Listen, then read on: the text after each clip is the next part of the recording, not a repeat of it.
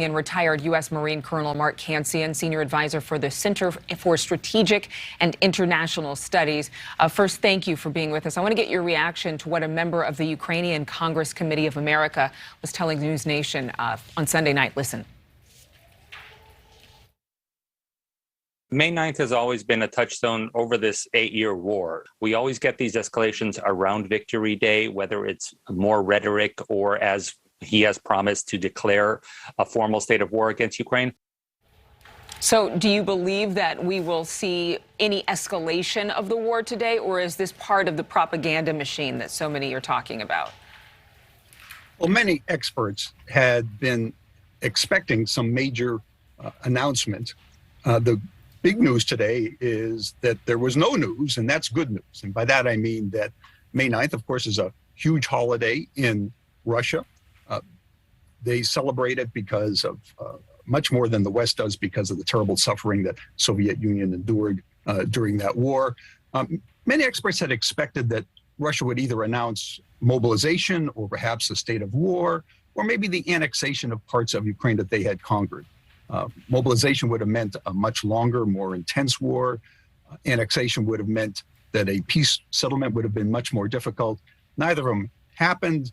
What we saw was the usual propaganda about Russia defending itself. I don't think there's going to be an announcement like that now. This would have been the moment to do that, so that's good news. But I guess good news relative to what we're seeing here as the images on our screen show some of the besieged cities in Ukraine. What do you believe, strategically, we would be seeing next from Russia? Will it just be more troops being moved in and a continued pummeling of some of these key cities in Ukraine, especially in the east?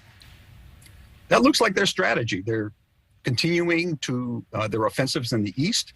They're trying to bite off more of the Donbass region. There's been a lot of fighting around a town called Izium, but the Russians aren't making much progress. They've been dribbling their forces in there. They haven't moved forward very much. There's been a lot of attrition. I'm really not sure what Putin thinks he's going to accomplish. And on the other side, the Ukrainians are starting to counterattack, not just local counterattacks, but what looks like an actual counteroffensive in the Kyiv region, and that's causing the Russians problems. They're having to siphon off troops to defend against that. There are two things that I think about when I think about this next $33 billion aid package proposed by President Biden, requested of Congress. One is that there are a lot of Americans who believe that we should continue to support Ukraine no matter what the cost. And then there are other Americans who are wondering, that is a whole lot of money. That's our whole defense budget when you lump all of the monies together. What's different about this particular new bill? Well, what's different is that it goes out 5 months to the end of the fiscal year. The previous packages had been designed for a week or two to stave off defeat. This is a recognition that the conflict may go on for quite some time, so it continues U.S. aid to Ukraine. It's a very broad package, and it continues the aid at the level of about $100 million a day, which is what we've been doing for the last couple of weeks, but it's an increase from the beginning of the war when that aid was about $50 million a day.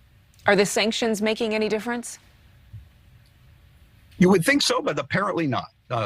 Putin doesn't seem to be reacting to them. He seems to have insulated himself against them, and he seems to have decided that they're just going to endure the sanctions. So they're the right thing to do.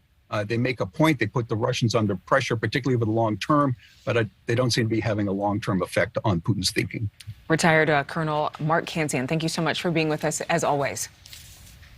Thanks for having me on the show. Yeah, we'll have to see what happens next in terms of the strategy to defeat the Kremlin tactics. Well, thanks for watching. Click the red subscribe button below so you can get more of NewsNation's fact-driven, unbiased coverage.